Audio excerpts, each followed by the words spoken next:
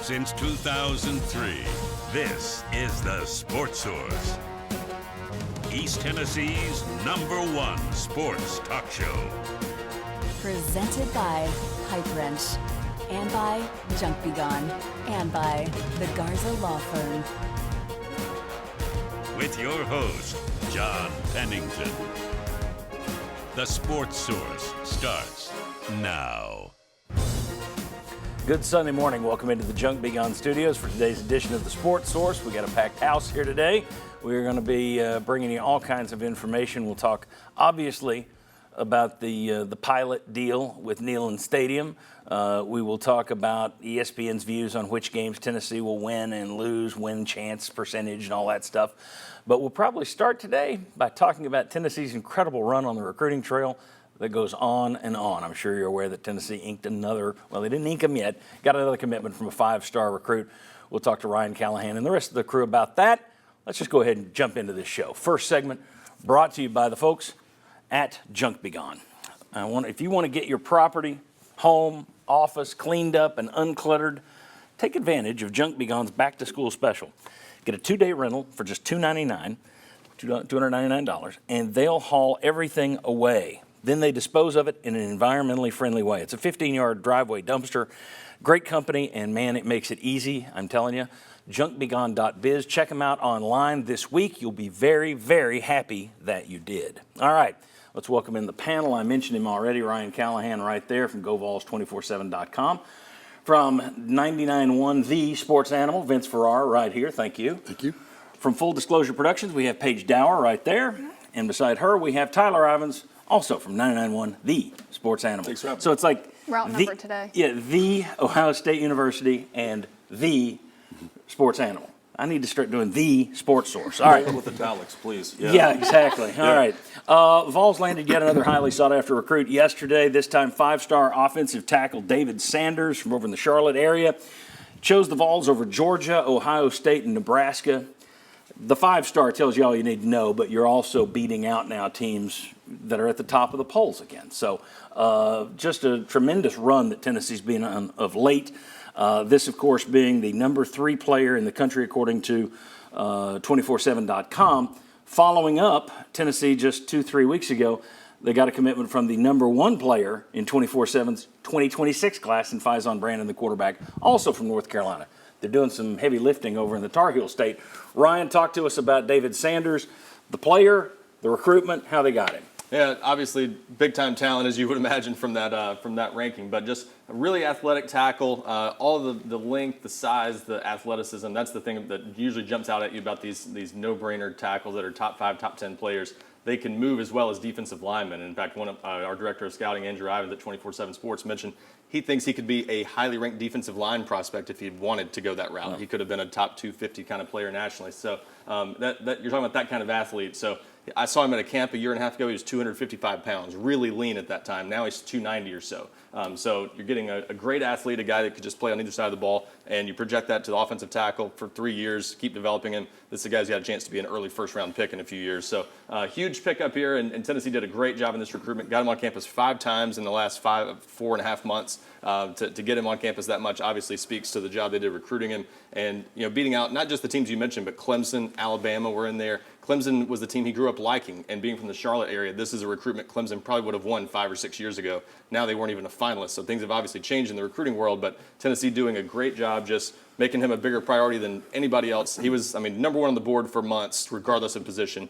Tennessee set its sights on him, made it happen, and they've addressed a huge position of need in the last year with Lance Hurd and David Sanders in a pretty short time, really anchoring that position with both bookend tackles. That's what I was going to say. You're going to have some holes along that offensive line next year. You have to rebuild a lot of guys are seniors, but to have Hurd, who's young, that you transferred in, to have this guy on the other side, whichever side they pop him on, that's a pretty good start to your offensive line. If I had to start, I'm going to start with my tackles and protect my quarterback to begin with, so that's a good position for them. Vince, you were going to say. Yeah, and you had, before that, you had Darnell Wright play like a 5-star when he ended up being the #10 pick in the great year in 2022. It's a neat position. He's your highest-ranked player, obviously, and he fits the offense as well because, as you guys know, they have those offensive linemen on the move if they can. So it was a must-get for Tennessee and really puts them on another level here in the 2025 class, and you saw their team ranking really elevated because of it. Yeah, I meant to mention they're up to number 6 when I looked yesterday afternoon. That hasn't shifted since Don't then. believe so. Now, the good news is they're up to number 6 in the nation. The bad news is that's still number 5 in the SEC. Right. But still, when you're recruiting at this level, no one knows which kid's going to tear up an ankle, which kid's going to go home because his girlfriend broke up with him, which kid's going to flunk out of school, et cetera, transfer. So you're swimming in great waters right now. That's the key. Paige and Tyler, your thoughts on this incredible recruiting role that Josh Heupel has them on? Yeah, and I think to put it into perspective, in 2023, Nico was the number 2 overall player. So is Sanders. He's the number 2 overall player for his class, and I think it just puts it into perspective what a talent they're getting out of Sanders, what Heupel's been able to do in just 4 seasons to get such top talent, not only in the position but overall in ratings that 24/7 has. Yeah. The one that stands out to me was when Josh Heupel got this job, there were a lot of people who said, great, love the offense. Great, love what he can bring coaching staff-wise. What can he do on the recruiting trail? Now you have an idea of what he can do on the recruiting trail. We're starting to see the fruits of that with these numbers starting to stack up. I think not only does it show what these coaches are able to do, the guys that they're bringing in, some that are leaving, going back to the NFL, and then replacing them with the recruits that they had. Outside of that, look, Ryan already picked up all the athleticism, all the great things. I watched the announcement yesterday from start to finish, and I noticed that there was a young-hearted kid there, spoke very well about his family, and it seems like not only do you have a great player who was raised by a great family, but this was a very passionate selection for him. And it seems like there are a lot of people here in Knoxville that always say, I want a player who's bought into the University of Tennessee, the tradition, and given it all to me. And I'm just a 38-year-old guy who works in the media. He checked all the boxes for me. I thought he did a fantastic job with the delivery.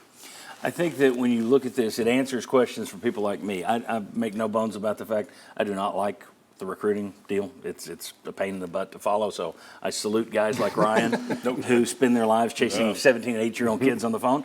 For me, it drives me crazy. So I was looking at this last year, and I spoke to you, and I'm like, you go 11-2, you win the Orange Bowl, you've got NIL rolling now.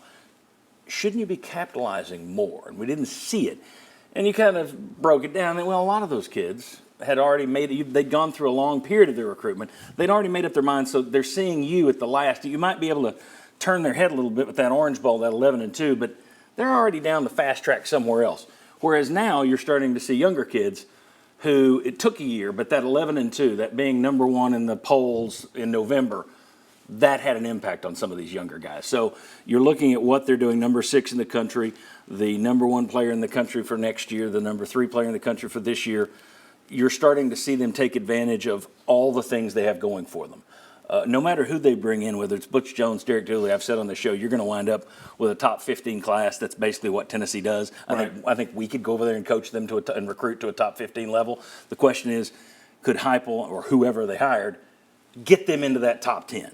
Get them above that. And to see them doing it now makes me feel like, okay, they figured this out and they're putting all the pieces together. That's the key. I think they're figuring it out. They've obviously it's year 4 for this staff. They've had a lot of continuity. You see the relationships paying off. They've been recruiting David Sanders for 2 years now, so that makes a big difference. And when, like you said, that these are guys that saw Tennessee beat Alabama a year and a half ago, or almost 2 years ago now, and they remember that game, and they have seen Tennessee win 20 games in 2 years. Not just that, though. I think they've fine-tuned the NIL approach a little bit. I think you learn from mistakes in the past. You find ways to avoid those mistakes, and you say, we're going to put these eggs in this basket and things like that. And it helps you figure out how to not waste your time on players you're not going to get and win battles that you can win. And Tennessee's done a good job of that and adjusting as they learn. I think it's also telling that you don't see this program getting racked into the transfer portal by guys that they're begging to stay. Yeah.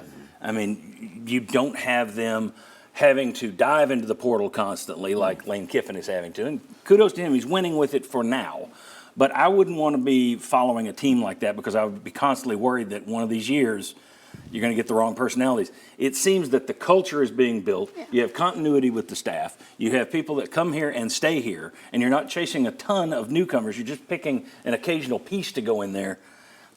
I hate to say it because I don't want to jinx it, but it does seem like they're building this thing in completely the right way. At the end of the day, culture is always going to be your tried and true. You even see today Tony Vitello still talking about, if you're here for NIL money, we're not it. obviously you'll get it here at Tennessee, but at the end of the day, it comes down to culture. That's exactly what Josh Heupel and them are doing. You hear newcomers like Jeremiah Hurt talking during media availabilities that he felt like family right away, all through the entire recruiting process. It's made for a seamless transition when he got here to Tennessee. So as nice as it is to have collectives like Spire and the fan base that Neyland Stadium in Tennessee has, it comes down to culture at the end of the day, because that's what your base is going to be every single day at practice and through your tenure at Tennessee. And quickly, when they first approached and I know everybody does this now, but at the time, it was the light shows, the fireworks. I was thinking, okay, that's nice, that's great for the in-stadium fan experience. Then you go back and you watch a lot of the interviews 247 does, a lot of publications. They get in front of these kids. How can you not want to play? Yeah, Tennessee is a great place. How would you not want to place, man? It's crazy, the lights, the fan base. Did you see what happened the other night with Tennessee, Alabama, the crowd? It just seems like they've Hollywooded it up a little bit, if I may, and people want to be a part of this must-see TV product, which goes back to everything they're building from the ground up and the way that it's kind of expanding. They're clicking on all cylinders right now over on the Hill. Okay, let's kind of roll this topic into the next one. In the next segment, we'll be talking a little bit about on-field, off-field recruiting. Tennessee's in its best shape since. Now, if you're sitting there going, didn't you ask that a few months ago? Yes, I did. We had 3 different panelists, though. Ryan and I will hush because we answered it in the last time. But I want to get 3 new takes on where is this program. There have been a lot of new recruits who have been added since May when I last asked that question. When's the last time Tennessee was rolling like it is right now? Come on back on the Sports Source.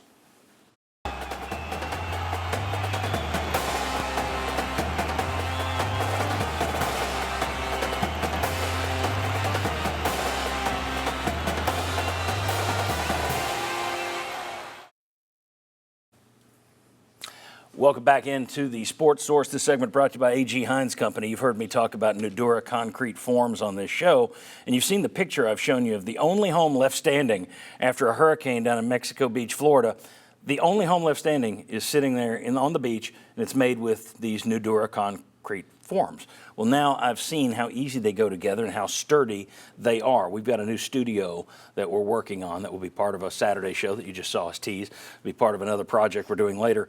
And A.G. Hines Company provided the Nudura and actually put this together, and it is unbelievable. If you've got a building project coming up, get down to A.G. Hines Company, ask them about Nudura concrete forms and all kinds of cutting-edge materials that you can get at the oldest building materials supply store in town. A.G. Hines Company, more than 100 years, aghines.com. All right, let's do a poll question. We didn't do one last week. My bad. Let's go ahead and give you a poll question. It's about, we'll be talking about the pilot thing a little later, but basically, how do you feel about corporate sponsors at Tennessee? Option 1, I don't mind any of it. Option 2, it's fine if the cash equals winning. Okay with logos, but not with names, or I hate every bit of it. So you can take your smartphone and hit the QR code and use that. Or you can go to sportsource.tv/polls, and it seems like a lot of you already have. But go ahead and vote, and we'll watch those little orange lines move. And you can tell us if you don't care, if you want to halfway it, if you do care about this corporate sponsor thing, and we will talk about that a little bit later in this show. But let's continue what we were talking about. Tennessee has averaged 9 wins a year over the last 3 years. They were ranked number 1 a week in November a couple of years ago. They've won the Orange Bowl and the Citrus Bowl. Their recruiting is almost top 5 in the nation at this point. They keep getting top players in the country. Significantly, they have had no major off-field issues, which is a big change for Tennessee. So, my question, and Ryan, you and I will lay out of this, because we asked something similar back before this great recruiting run, so maybe it's changed for these folks. When was the last time Tennessee was running at this level? When was the last time Tennessee was this stable overall in its football program? Anyone? I'll be bold and say it feels like the early 2000s when they were consistently winning 9 to 10 games. They were tied for the SEC East or winning the SEC East, getting to the conference championship. Of course, I was with Philip Fulmer. They had, great talent there. That's when you're, in that 2000 era, 2003-04. I think they're kind of getting back to that where they're consistently top in the SEC. They've got the talent there. They've got consistent coaching, reliable staff. I would say it probably resembles early 2000s. Yeah, I think that's my answer. 2001 Nice. to 2004. Yeah. So you get the gold check. Yeah, definitely have to go to the Fulmer era. And not only was it great talent, it had been sustained for a while. This This run doesn't surpass that because they have to sustain it for a longer period of time, but it was NFL talent. And they had that established, that pipeline to the NFL. That's still another box to be checked with this era. But if you're talking about since, then yeah, it is going back to those years at Fulham. Yeah, I think it was pre-2005, before the fall off, and not to the 98 where you're winning nationals, but at 01 to 04, that's about a 10-win kind of a year. You had an 8-win year thrown in there, but you were really, really stable at that point. Now, but even then, I'll say this, even then you always had off-field issues. I mean, people remember the Fulmer Cup. So I'm not sure what went on between 01 and 04. My mind is, it's been a while. That's when we were starting the show. I was a young man.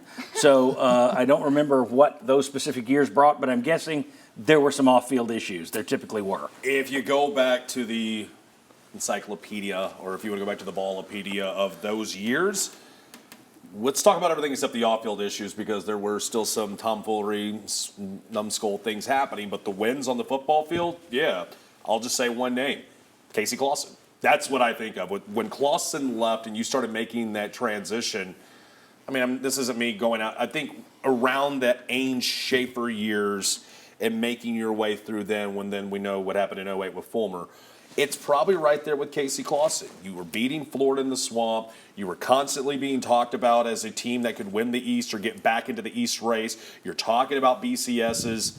It's around that area. It seems like when Clausen went back to Thousand Oaks, it was around that time when you started seeing the roller coaster start dipping. There were some blips. Yeah. Ryan, you agree with that? Is that what you said back then? I was trying to remember that. I believe my answer was around that same time. I would agree with that. I think the key is, they've got to get the wins. That's the thing they had back then. They were in 2 SEC championship games in 01 and 04. That was a little bit different era for the SEC. I think harder to get there now with the way they're doing it. That's the one thing that's changed is I think Tennessee's program is as stable as it was then, but now they've got to get the results in a tougher conference where doing what they're doing now is great, but you could be 6th in the SEC and never play for a championship, never win one in this era. But you can get to the playoff, which may open the door for more. May open the door. Yeah, it's going to change the way we look at conference game appearances, I think. Yeah.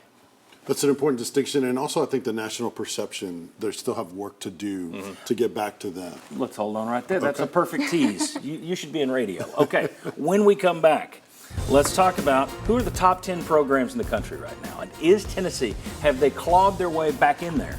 In the late 90s, everybody in the country, in the 90s, people in the country would have said, oh yeah, Tennessee's a top 10 program. That fell away. Teams rise and fall. Has Tennessee risen again? If not, what do they need to do? Come on back.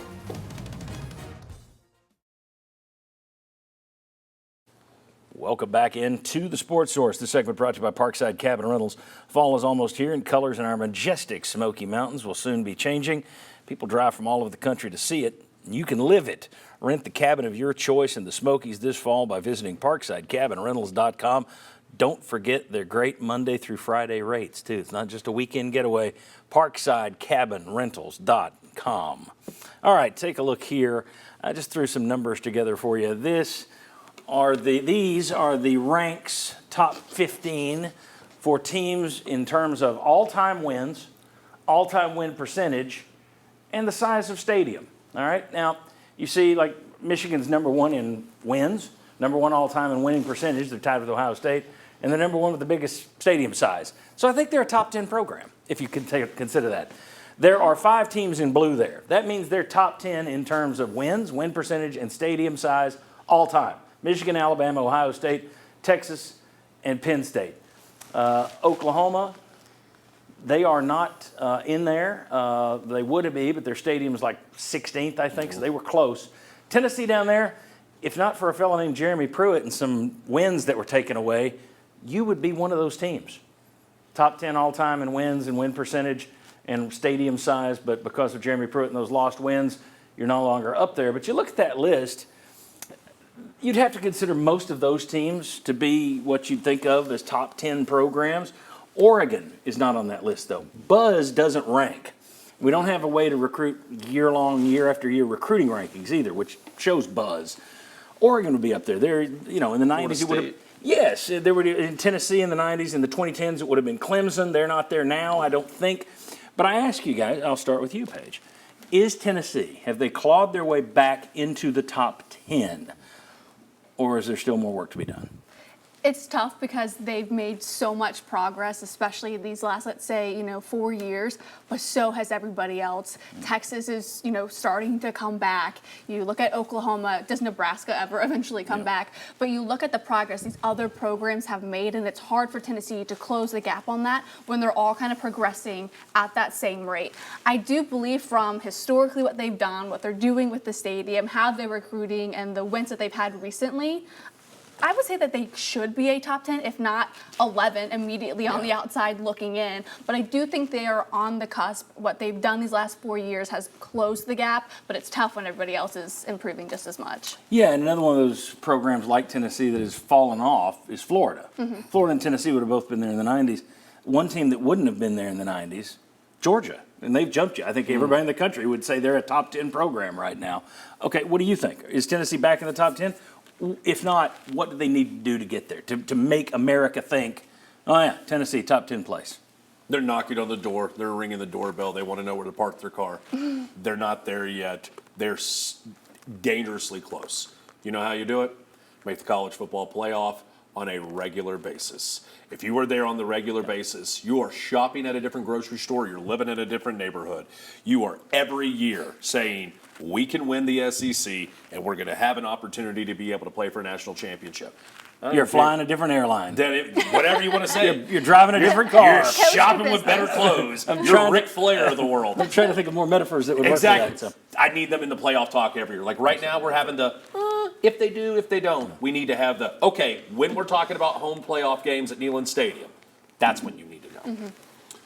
I think, like them, I think Tennessee is close. I think they close the gap. It depends on how you look at it. Are you looking at short term? I mean, with Georgia, you got to look at it more short term than I'm historical, talking about in the Right. now, which is what, the last 5-6 years, or Right. just Absolutely. So, with that kind of clarity of definition, I think on the outside looking in, I think they can get there quicker than just a regular in the college football playoff. And the one way to do it is to win the SEC and or at least to get back to Atlanta, and then be a factor in Atlanta in the SEC championship game. That will bring you the national perspective, and it will validate what Josh Heupel has done even more. That gets you there quicker than having to be in the playoff every single year, because now you're on a higher level. But if Isn't you that get a to tougher Atlanta every threshold? year, wouldn't you essentially be in the You're college in the football playoff. playoff? Yeah, So don't those go hand in hand? Right, but I'm just saying, you break through the first time. One time. Then you're there. That makes up Okay, for the consistency of Gotcha. hey, getting in and then maybe not doing some damage there. Ryan, you talk to these kids all the time. You know what the buzz is. You talk to high school coaches. You know what the feel is around America. Tennessee back to that level of, I mean, by the recruiting rankings, it suggests right now, this moment, they're like a top 10 program.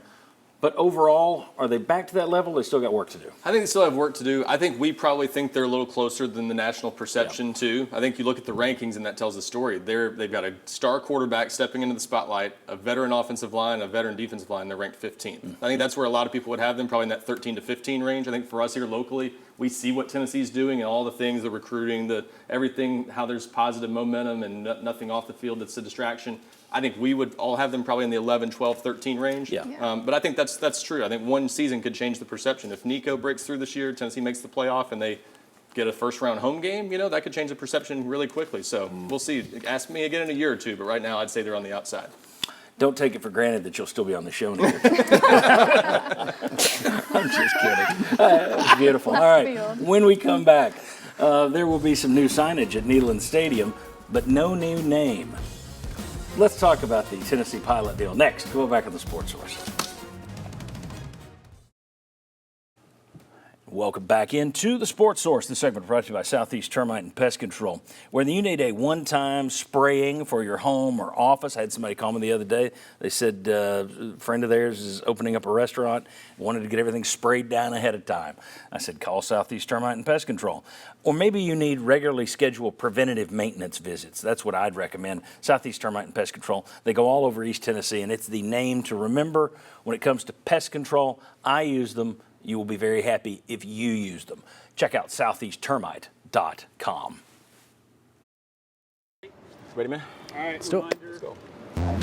Historic Neyland Stadium, one of the greatest venues in all of sports and one of college football's most revered cathedrals. The iconic home of the Volunteers and the crown jewel of America's college sports city. Those banners wave with renewed energy as Tennessee Athletics and Pilot launch a first-of-its-kind partnership. Preserving Neyland Stadium's name and notoriety for generations to come. It's football time in Tennessee. This will always be Neyland Stadium. Is now, always has been, always will be. But Pilot can be a huge part of preserving that and help us reinvest in our fan experience and make sure that it stays Neyland Stadium for decades to come. We both agreed from the beginning that it had to stay Neyland. And I think that in this day and age, when you think of innovation, I think a lot of times we think it has to be brand new. Like it's sort of out with the old and in with the new. And that's not really, true. Let's focus on the not really true part. I like the deal. It makes sense for Tennessee, and I'm going to get these guys to weigh in on this as well. If you're going to do this and put logos on the stadium, do it with the right company. And granted, Berkshire Hathaway runs the company now. It's not the Haslam family, but we know the big Jim Haslam connection. We know what he's given to that university. It's the right company to do it. Are they preserving the stadium by giving money in the middle of this renovation project? Absolutely. But everything kind of got spun into we're preserving the name. It allows us to keep the name Neyland Stadium. I'm sorry, I guess I missed the edict that said you had to change the name. It seems a bit like you. I'm good with what they did. That was Pilot CEO Adam Wright, by the way. I think the deal's good for Tennessee. I just think they oversold it here at the end. They put a little too much spin on the thing. I mean, ESPN had a story that said Pilot is making it possible to preserve the Neyland name from themselves because no one else was bidding. I mean, there's nothing that said you had to change the name. So I'm good with it. I just think it's a little over the top to try and spin it and make people think like we raced in at the last second to dive in front of take the cash bullet and dive in front of the stadium before somebody could change it. Well, if anybody had changed it, it would have been the group that was buying the rights. So kudos for just doing logos. I think that's great. I just wouldn't have spun it. I don't think it's necessary to spin it as far as they did because I had people telling me, well, they saved it. They preserved the name. It's like, from themselves? I don't know who from. And by the way, let's go ahead and show you what the logos on the field look like. And there's the little, I think you're probably going to see that on a lot of social media, but you see the Pilot right there at the 25-yard line. I'm guessing it'll be on the other side at the 25 as well. Vince, you were going to say. Yeah, I was going to say, I don't know if that's just what Pilot is maybe promoting or marketing that they preserve the name. UT has done it as well. Danny White's quote, because we were committed to preserving the name of Neyland Stadium, finding a partner who shared the vision was essential. So they are also saying, hey, we weren't going to give away the full naming rights. It's not just, hey, Pilot's taking the credit for it. I think UT is a part of, hey, we did want to hold on to Neyland Stadium and call it that. I think they both did. I wasn't trying to come down on Pilot for this. Again, I think it's a good deal. But I think both of them are acting like this deal preserved the name. The name didn't have to change. That's my only issue. I've been in marketing a long time, so I pay attention to spin. And that was just that was unnecessary spin. You've done a good thing for the stadium. You're helping to preserve it for future generations. Awesome. You don't need to say we're saving the name because the name change didn't have to be. There was no need for a name change. I think they did feel the need to overly spin it because there's a segment of the fan base that I've already heard talking about this. They worry this is the start of a slippery slope. That if you let them encroach on the name a little bit now, that the next deal is going to be more of a naming rights deal. So that's why I think you had to emphasize that, hey, we had to thread the needle and find a company that was willing to go this route. It couldn't just be anybody, and that's the key. Is they wanted to give Pilot a tip of the cap, but also say, hey, we're not going to change this in the future. It's just this type of deal. Well, because you saw that kind of a slippery slope thing with the Thompson Bowling deal when they said it's Thompson Bowling Arena at Food City Center, and then they tell everybody, say Food City Center. Which I'm sure has made the Thompson and Bowling families very happy. But this isn't that. Right. So your thoughts on what just happened. And if you disagree with me, that's fine. Let me have it. I just think they oversold it. I think the overall packaging of it makes sense. I think it's a good deal that you got the money. We don't know what the money is. They haven't announced it. Right. But if you got good money for this and you're not having to give up a name, I can put up with a logo. We talked about this a little bit before we came back. Kroger Field, Lexington, $2 million. $2 million a year for 12 years, I think. Whoever their basketball arena, that's 5. The brand of Kentucky football and the brand of Tennessee football, this isn't one of these poke you out on the message boards. It is what it is. Tennessee's night and day better. So whatever the number may be, to Ryan's comment about the people who are like, well, here come, I don't like that they're going and putting the names on Neyland Stadium. Now, those same people can't complain when Tennessee doesn't get a 5-star athlete, okay? Because this is the money that you need to be able to continue to bring in the talent to win footballs games and to win national championships. You have your poll question up right now. Yeah, number two needs to be through the roof right now. I want them to sell everything to get as much cash here as possible. If you keep winning. We'll be okay with it Exactly. if you win. If the cash goes to winning. WW. Yeah. Go ahead, I also think it's clever, the deal that they did. I don't really see, like we mentioned, Kroger Field at Kentucky. There's not too many other organizations that kind of put off extra money so that they can get new naming rights. I do think it's how Danny White's been since he's been here. He's very innovative in the way that he gets deals done, brings people in. He always wants to be ahead of the curve. You look at Kim Caldwell coming in for the Lady Vols. He's always kind of thinking a couple steps ahead. I think this is a really creative solution to what's going on in sports, what's going on in money. There's a bottom line to everything. You want as much money as you can, but preserving Neyland Stadium in this manner, I think, was a really creative way. This time a week ago, the rumor was going around, I don't know who all in the media had been hearing it, but some of us in the media had been hearing it was going to be companies Neyland Stadium, like Pilots Neyland Stadium, and then that didn't happen. Yeah. I wonder if it was discussed. They said it was never discussed. I wonder if it was ever discussed. If it was ever just floated for a second. But anyway, they didn't do it, and that's the key, and I give them credit for that. You get to keep the names of Shield Watkins Field and Neyland Stadium, and you're still getting a check. Exactly. I'm sorry, this is rosy. This is rainbows. This is awesome. Unless you hate logos on the field and logos on the stadium, then it's not, which we can get into in the next segment. And it's more important than ever in this era because keep in mind, schools across the country are putting construction projects on hold right now. They don't know what this revenue-sharing future for college sports is going to mean for them. Right. This allows Tennessee to keep working on Neyland Stadium and doing other stuff that – and also, you've got to tell donors, hey, we need NIL help. Yeah. So a lot of your donations are going that direction now. That's what really helps you in the football games more directly. So this allows you to make up for the money you're losing to other sources. And have their own little station in the stadium, like fan favorites from Pilot or something. Yeah. Well, and they said this is going to, you're going to see them in the social media stuff that UT cranks out, and UT's the best in the world at that. I mean, the stuff like whoever came up with calling it America's college sports city, that's smart branding. I love that. Nobody else that I know of was doing that. Whoever came up with it was Danny White or somebody on the team over there, smart. And the fact that they keep hitting it home constantly. They know what they're doing. You're going to get Pilot on a lot of that stuff. It sounds like you might be seeing Pilot in some of the other stadiums, maybe not like what you're hearing here, but it sounds like you're going to see them elsewhere. And you do have that entire complex that they're building as well. Right. So you wonder, Tyler, where you're going to see, might you see some Pilot branding over there as well? I'm guessing this is a chance for Pilot to kind of own UT Athletics. If I had a poker chip on August 18th and we revisit this a year, 2, 3 years down the road, and I put it on, I would be willing to bet that the entertainment district and Pilot might have some ties together or labelings. Yeah, that seems easy. I just hit Ryan with the don't assume you'll be on the show in a couple years. That's 100% accurate. You just walked right into the spinning propellers. I'm just kidding. We all know that the real person who could lose the show in 2 or 3 years is me. When we come back, I want to continue this conversation. I want to talk about what we're okay with. Logos, names, patches on jerseys, that kind of stuff. I think most people would be okay with what's happened so far. But where's that line drawn? Come on back on the Sports Source.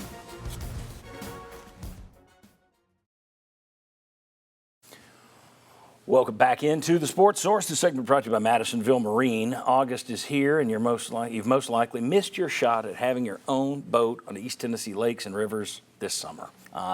Next summer is still there for you. It's still out there. You can still be thinking about being out on the lakes and the rivers, skiing, partying with friends, relaxing, fishing. You know how you do it? You get to Madisonville Marine. Highway 411 North in Madisonville. Get down and see Joe Special and his team. No better place to buy a boat because they have a bigger selection than anyone. They have better prices than anyone. And, man, their customer service has kept people coming back and back and back since 1976. madmarine.com to learn more. All right, let's remind you of our poll and see where that thing stands at the moment if we could. All right, what's the leader in the clubhouse? Okay, they're okay with logos, not with names. That is the leader at the moment. And then in second place, it's I hate every bit of it, followed by I'm fine with it if the cash equals winning. There aren't many of you who say, only 6% are saying, I don't mind any of it. So most of you aren't fans of it. Go ahead, keep clicking the QR code and vote at sportsource.tv /polls. Okay. Tennessee added the Food City Center. We talked about that. There's probably something that's going to happen with Lindsey Nelson Stadium. Mr. Vol Baseball over here, let me ask you this. Do you think that name will change, or do you think it will be something like we just saw, an addition, but we don't take Lindsey Nelson Stadium, they don't take the name off of the stadium?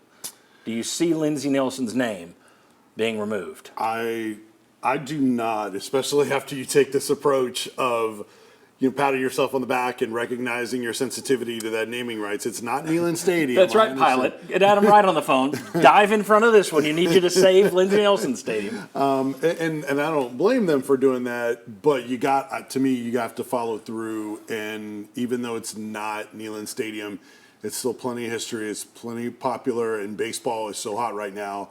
I think even something like Thompson-Boling Arena might get some pushback in that type of name, but I don't think they'll completely change the name. Is that already a field at Lindsey Nelson Stadium? Is the field named for someone? There's a Robert M. Lindsey. Yeah, that's right. That's two Lindsays Lindsey Nelson and Robert M. Lindsey. So you can't really, well, I guess you could, but I just wonder if there's a way to some other product at Lindsey Nelson Stadium. I was going to say, I might be assuming too much, but I feel like that name could be on the table. It might depend on the deal, but I could be wrong. It just strikes me as one where, there's history there, but is it so insurmountable that you're not willing to do anything about it? And I think that angle goes into the topic that you'll want to talk about here, where the name adds so much tradition to that stadium. I mean, I know we don't want to talk about Alabama, but they are naming their field after Nick Saban this upcoming season, and I think it continues to nod to tradition, which are the names of the stadiums and the fields, and I think that's why it's important that Danny White and them kept Neyland Stadium. Hopefully, Lindsey Nelson Stadium stays the same. The problem with history is young people,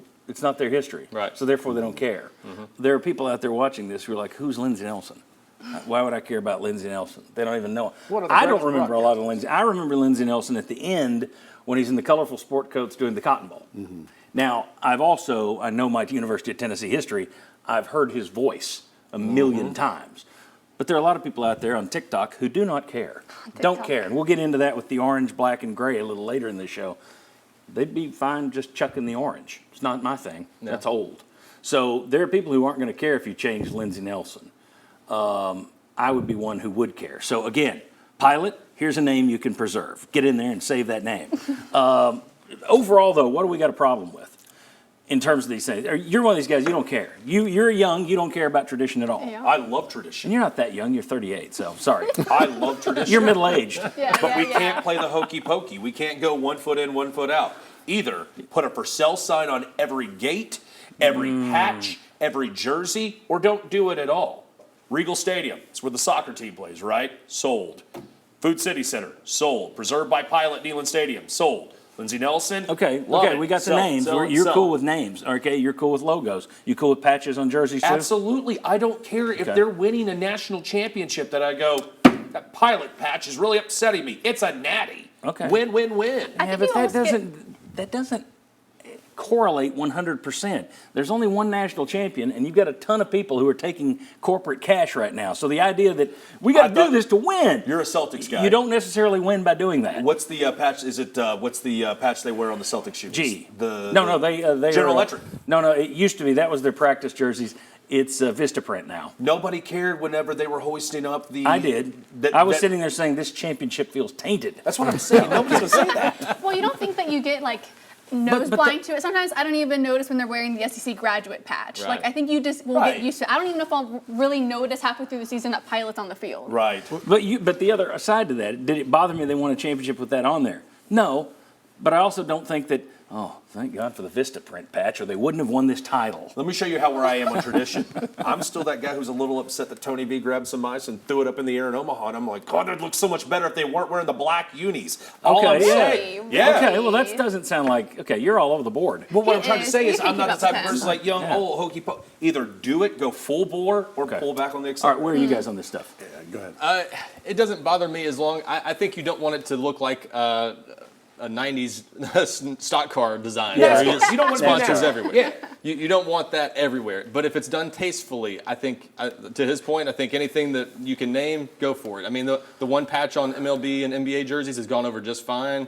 We've gotten to the point where on broadcast. I don't know how I feel about signage and making money and selling sponsorships. I mean, I don't know. Anyway. On TV broadcast now, somebody would have emailed, so I had to. They're superimposing their own ads over the boards at NHL games now. That's for actually TV kind of broadcasts. cool. But yes. But like everyone's selling like everything. Cool, so if you're Tennessee, you've got to get your cut of the pie. You've got to sell what you have, and as long as it's done tastefully, I think it's fine. There's a line. There's a line. Yeah, there's a line, and we don't want it to be like English Premier League, where the logo is what you see and not the name. Yeah, pilot logo on the helmet instead of a power T. Right, exactly. So you can go overboard, but accents and naming, being creative, and creating the revenue is okay. I will say that logo we saw, the Neyland Stadium with Pilot below it, I think if you start seeing that everywhere, I think that is what's going to bother fans a little bit more. I think if you see the Pilot logo on the field and stuff like that, that's not a big deal. But if that logo starts becoming the representation everywhere of Neyland Stadium, that'll eventually, I didn't even, that went right by that. Yeah. That's a good point. The logos they put when they, in that video that we showed. If you start seeing that everywhere, I do think over time that could creep into people's thoughts that, hey, I don't really like that. Bet you do, because somebody designed that logo. Sure. If it's used every once in a while. I bet they didn't just design it for that video. If it's used every once in a while, not a big deal. But if it's on the side of the stadium in a few years or something, that's going to maybe bother people. You got a good eye, right? Maybe you will be in a couple of years. Tyler on the other hand. Yeah, you're out. I'm just parched to this delicious water. One part I do like is the Vol letters coming English back. Mountain Come is with so the good. Vols. I know. Yeah. You like the Vols coming back on the Yeah, I think there are other things other than like the Pilot signage that is coming through this deal. Obviously, you have the home of the Vols returning, which I think a lot of people will enjoy. Then the Vol letters will come back as well, Tyler. Man, there's no aftertaste. Anyway. Jeez. All right, very good. Now that we've done our bit for advertising, what? I can't believe the poll question is not winning turning into dollars. It's just blowing me away. Okay. Well, it went from 6 to 7%. You congratulate. You have a big influence. All right, when we come back, ESPN has gone through UT's schedule and given them a percentage chance of winning in each game. We'll show you those and debate their takes. There's one thing that stood out. Come on back on the Sports Source.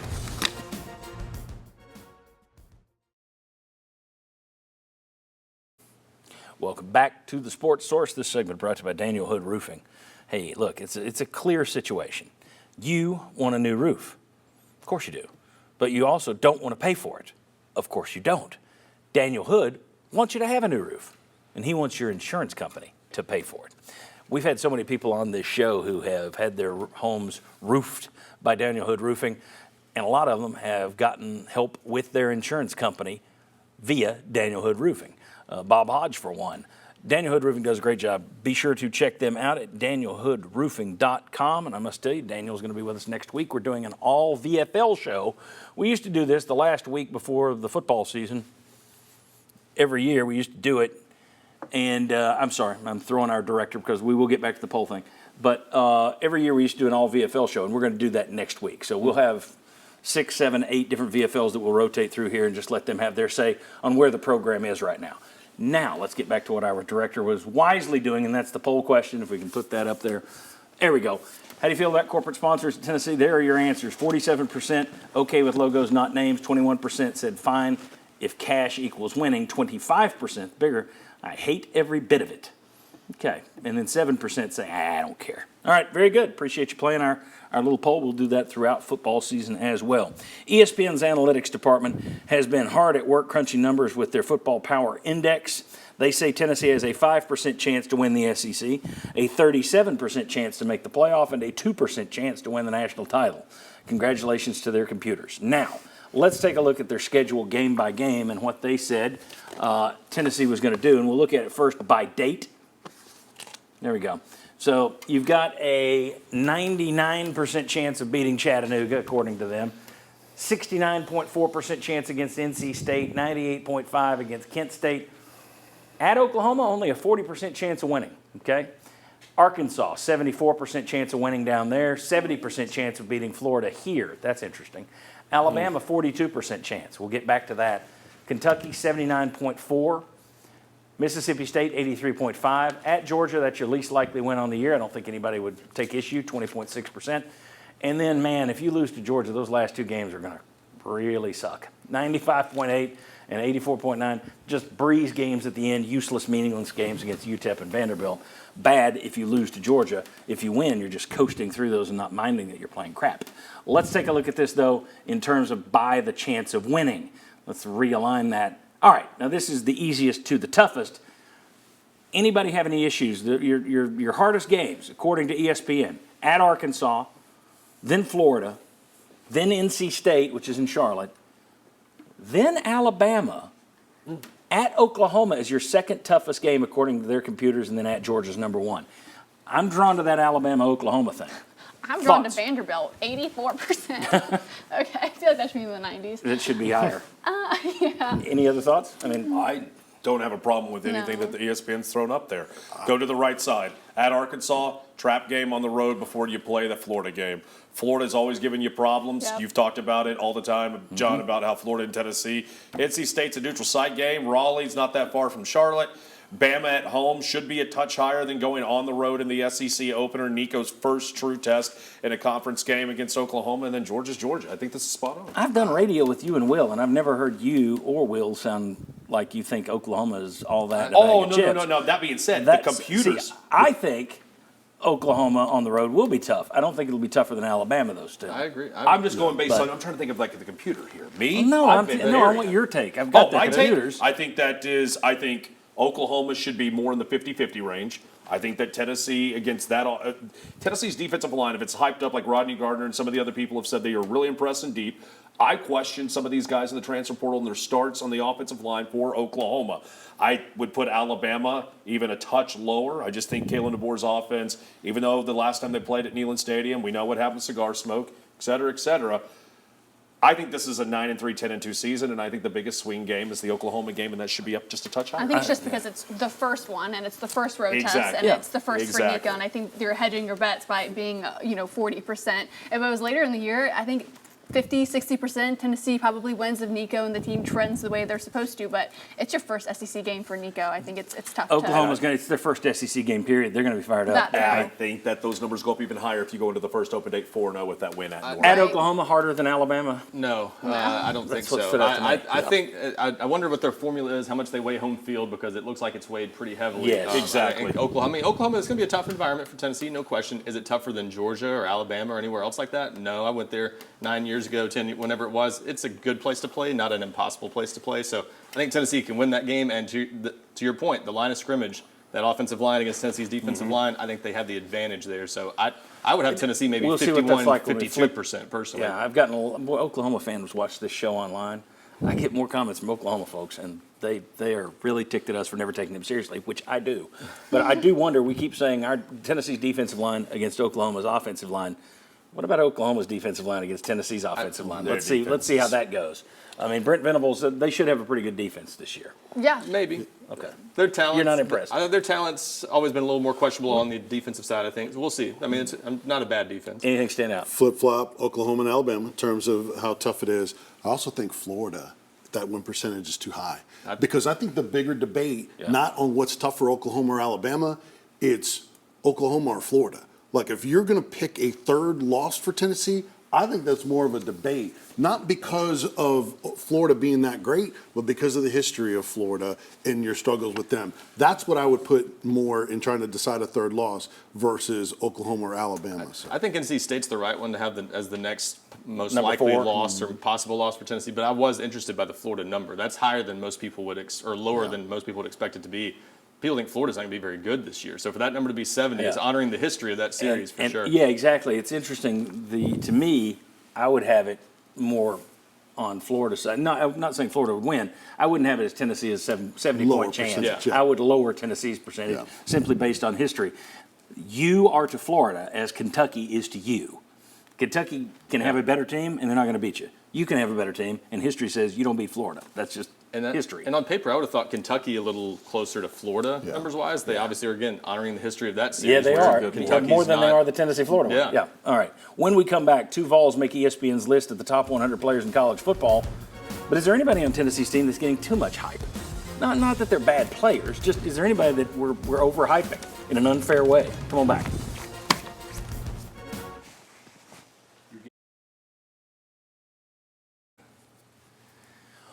Welcome back to the Sports Source. This segment brought to you by Safety Systems. If you're in need of a new security system for your home or your business, call VFL JJ Surlis and the team at Safety Systems. They have always taken great care of me. They will take great care of you. And you're going to see JJ Surlis in our All VFL show next week. He's one of the guys that will be dropping by here. So we got a bunch of folks to talk with us next week. Check out safetysystems.com this week. All right. ESPN posted their top 100 players for the 2024 season. And right on top of the list, number one player in college football, according to ESPN, Tennessee edge rusher James Pierce. This guy is getting the number one treatment everywhere you look around the country. The Vols had another player on there, and that was at number 92, true sophomore quarterback Nico Iamaleava. He made the list. Redshirt freshman, by the way. Redshirt freshman, sorry, yeah, but true second year. It's hard for me to, a guy that starts a bowl game, right. I think of him as that counted. I forget the four games now you can play and it doesn't count. All right, so true second year, Nico. This got me asking the question, though, is this a little too high for anybody? Does anybody think one of these guys is a little too high on the list? And if not, I want you to give me some name that you think is getting a little too much pub this year. Maybe, and I don't mean this could be a good player. Right. This could be a good player who you just think, man, they're putting too much on this guy. Or we're counting too much. Is there someone, or are we all just happy with all of it? We all think they're all underrated because they're Vols. That's the right answer. That's the right answer. I'll go ahead and jump into the fire pit first. Chris Brazzell. Brazzell's the one that comes to mind first for a couple of reasons. One, because in a room where there are so many mouths that you have to feed for that quarterback to be able to find. And look, there's a new sexy player every week in Josh Heupel's system. It can be this receiver one week, it could be this receiver the next week. Didn't we just see another player transfer in last year and say, Oregon? Dante Thornton's going to what? Oh, let's go. I know he's all conference AAC. I've seen the video of over the top and be able to pull balls in. Chris Brazzell, there's a lot of sizzle to that steak. I want to see some catches and I want to see some yards and some box score numbers before I start going, get the ball to Brazzell on the right side. Feed. Anybody else? Any other names? Or does anybody agree with Brazzell? Is getting too much love? Anybody else? I'll throw out another name just because of the preseason accolades, and a lot of this is obviously based on experience. I think the first team All-SEC and all that stuff for Cooper Mays is probably giving people a little too much expectation for him. Like, he's a good player. He's a very good player, means a lot to Tennessee. I don't know that he's quite like the dominant player that first team stuff might suggest he is. So that I don't think it's the kind of thing where people are expecting him to like just mow over people, but I do think that second team All-American preseason on CBS. I was like, that's a big. We're talking about this. That's what I'm saying. Usually a second team preseason All-American. That's the guy that's getting drafted, and I don't know what his NFL stock is. And for the record, those people who are already pulling out their guns to shoot their TV set, a few weeks ago we did the most underrated guys who were overrated today. We did underrated a few weeks ago. Anybody? Anybody? You don't have to have one. It's not Nico because I think, if anything, he's underrated because a lot of those national outlets don't know what to do with him because he has one career start. Well, exactly. And to me, that would mean he's overrated. If he lives up to the hype, he's going to be in the 40s or 50s at worst, right. I would say. Yeah, I think so. And the closest answer is James Pierce Jr., not because he's not going to be a leader, maybe even still the best pass rusher, but number one overall player. There may be some quarterbacks that maybe are going to be higher when it's all said and done, but that might be the toughest to live up to because he's on such another stratosphere. Okay. I was just surprised I didn't see maybe Squirrel White in conversation. So it's obviously on the preseason watch list for the Biletnikoff. He's been due for a breakout season. So I think he's kind of maybe teetering in that lukewarm area where he does deserve a little bit more hype, but then also doesn't deserve too much hype because he hasn't had that year these last couple of seasons because he had a Jalen Hyatt a couple of seasons ago and then just not able to really connect with the wide receivers a year ago with Joe Milton. But I do think he is due for a breakout year, so maybe he does deserve a little bit more hype coming into the season. I will go with one of my favorite players on the team. Coming back from an ankle injury, Brew McCoy. There are so many people talking like Brew McCoy is some sort of deep threat. It's like, man, our receiving core is going to be unstoppable with Brew McCoy back. It's like, I see him being a good possession guy. I don't know that he's a down the field stretching guy. We haven't seen that yet. 2 years ago, he had 48 catches, 600 yards, 3 touchdowns. That's pretty good. Jalen Hyatt was his favorite target. True, but let's go ahead and put it up. There you go. That's last year. So he played 4.5 games last year. If you prorate that over 12, it's about same thing. It's about 50 catches, about 600 yards, about 3 touchdowns. That's good. That's great. Who doesn't want that? I just don't see that as, oh, wow, this offense is unstoppable now that McCoy's back. Right. Yeah, but I think the they're putting too much on quarterback, him. Come on back. Okay. The quarterback, John. That's the answer to Joe. You mean the starter for the Patriots, Joe Milton? Brew is valuable to Tennessee for a lot of reasons, but separation is not his strength. His blocking on the run game, incredible. But to his point, jetpack 23 miles an hour. Yeah, he can spread. Yeah, the field. I think he's great to have him back. Again, he's one of my favorite players on the team. I just think that there's a little bit much hype on what to expect from Brew McCoy. Now, here's the thing about anybody we listed here: go out and prove us wrong. Yeah. And prove that you're worth the hype. All right, when we come back, the Vols kick off the season in 13 days. Is our confidence rising, falling? Why? Come on back.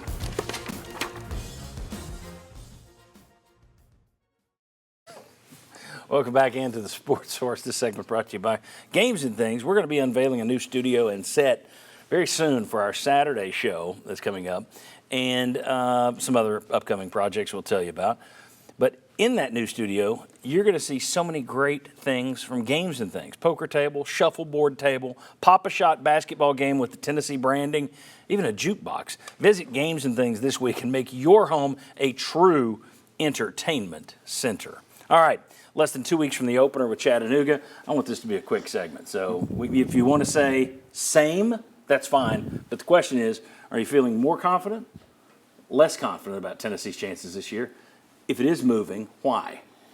A little less confident, and it's because I think there have been just enough dings here and there throughout camp with the health of this team to chip away at the depth, and you worry about how much they can withstand once the season gets started. So I think they're fine now. Nothing they've lost besides Jordan Thomas that's going to really make a mark during the season, but there's some spots, especially in the secondary now, and the other positions. Running back could get thin in a hurry. Offensive line beyond the starting five.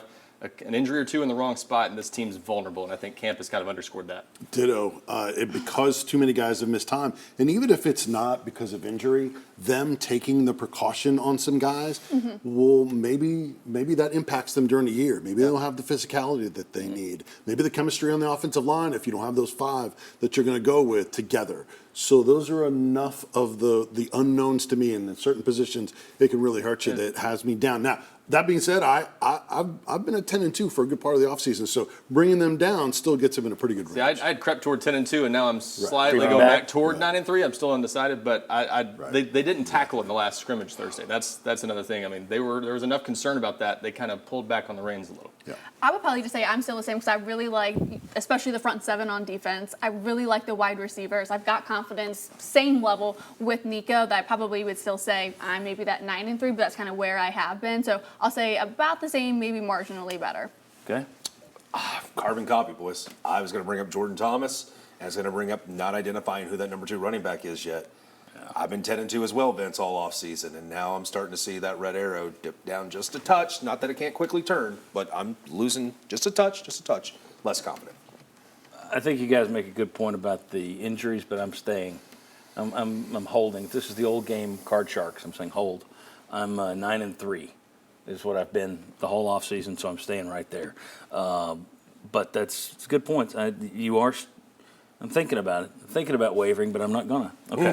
When we come back, good, we got plenty of time here. When we come back, we're gonna tell you more about what we got coming up this fall, plus the latest edition of the Vols smoky gray uniform. And is it time to move on past the gray? Move on from that? Right now, everybody under 40 is screaming at me. So come on back on the Sports Source.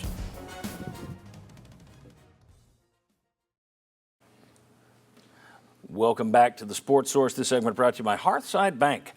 Decades of history right here in our region, and now a full-service branch right in Farragut. I have some longtime friends who've done 3 different mortgages with Hearthside Bank.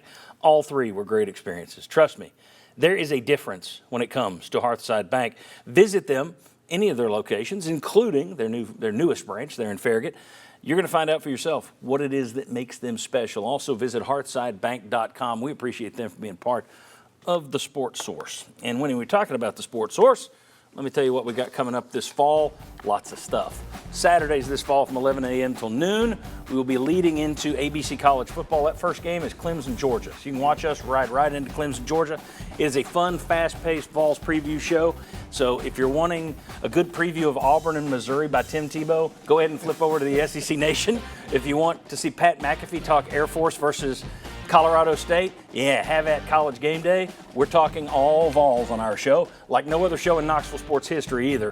Shot on location and in a brand new Sports Source studio. Let me show you who's on this thing. It's nuts. Biggest show ever, featuring in order of the show, myself, co-host VFL Kevin Simon, VFL Ollie Lane, Jimmy Himes, Paige Dower, Bob Hodge, Dave Hooker, Vince Ferraro, Ryan Callahan, Chuck Cavaleras, Tyler Ivins, Josh Ward, Will West, Reese Van Haften, VFL Mike Stoll. 15 people, all giving you a score prediction for the Vols on that game day so you can sit there and hit your app at the last second and make your bet. And then, of course, we're back on Sunday mornings at 11 a.m. for our 22nd football season. 11 a.m. to 12:30 every Sunday, and that's the crew that you've watched for years. Myself, Chuck Cavaleras, Bob Hodge, Jimmy Himes, Josh Ward, VFL Sterling Hinton, Daniel Hood, Will Overstreet, Mike Stoll, and Marlon Walls. A lot of those guys will be here next week as we do our all-VFL show to preview the season. Now, let's talk about Tennessee's smoky gray uniforms. Here they are for this year. It's a big salute to the state flag. You got 3 stars everywhere. You've even got the asymmetrical white stripe on the helmet stripe that's on one side of the big orange stripe. I don't get it, but okay. You also, now the good thing is, since you no longer wear your completely identifiable 100% unique orange color, and no one knows who you are anymore, you do have to write Tennessee on the jersey like your Mississippi stinking state. That's great. That's exactly what you need to do. Congratulations. You're now Loudoun County High School or Maryville High School. Any of these schools that have to put the name on the jersey. No offense to Maryville. That's just saying it looks high schoolish to me. Any high school. I hate this. I think it's childish, but it's what you get when you stop wearing. When you have a unique brand and everyone sees it and goes, hey, Tennessee's on. And you take it away, and you dress like everybody else, yep, you better write your name on the jersey so people know who you are. All right, there's my old man rant. Do you like these, and is it time to move away from smoky grays and go to some other alternate, or do you keep going with the smoky grays? I think it's amazing how fired up and passionate you were about what's coming up this fall on the Sports Source and on Saturdays. And in about 30 seconds, you went completely bipolar, man. Bipolar direction. To me, it's not like they're wearing it every day. So on an occasion, I don't have a big problem with it. I think that's actually the nicest looking of some of the versions we've had before. But it definitely should not be what they wear too frequently. Agreed. I'm getting to the point where I think maybe they shouldn't retire it, but it should be like every few years. It shouldn't be an every year thing. The dark mode have overtaken it as the more popular alternate uniform. People like that more. They showed it in the national championship game for baseball. Stick with that one as the primary. Use this every once in a while. But this one is a big improvement over last year's version. Yeah, and I like that it's like the pants match the top two. I hate when they do the mixed match where it's like the gray top, white pants, or the orange top, white pants. I like it to be a uniform. What do they call it? The colorway, color rush. I think that looks a lot better. Oh, you like all orange? Yeah. But I do think, like you guys were saying, it should be one that they kind of cycle in less frequently than they do the others, because I really do like the blackout. I really even like the ones where they do for the Summit Blue. I think that looks so nice. As the off color with the blue stuff. When they incorporate that in. See, I love the cream that they wear in baseball. The creamsicle. Because that is a gorgeous uniform. I would love to see that in a football uniform because it doesn't take away from the orange. Orange is still your main color. You just got a different mix with it. Same with the blue. Come up with an alternate uniform for the road. I think that's something they've messed with the road uniform much more over the years. Yes. Do that. There you go. All right, your radio station 99.1 The Sports Animal. Thank you. You guys sent Riley Thomas over, and we got less than 30 seconds here. So tell me what you guys players their take on it. What was the overwhelming response from players in terms of black, gray, orange? You've only seen 2 of them on our Instagram page. That would be from Dylan Sampson and Squirrel White. Dylan Sampson likes the oranges, and in order, dark mode, smoky gray. The more you keep looking, hint, hint, it's starting to become even, not unanimous, but There are a lot of the current active players who said they would rather see themselves in a smoky gray or a dark mode jersey than your Pantone 151 orange So get rid of the orange was their take. They were cutting the orange Get rid of the orange was their take. It's a better orange than it's been in years past. There you go. There you go. All right. Congratulations to the folks at UT who've now raised a generation of players who don't like wearing your school color. Uh-oh. That's great branding. That's why the golden arches are cursive. Oh, wait, no, they stay the same. See you next week.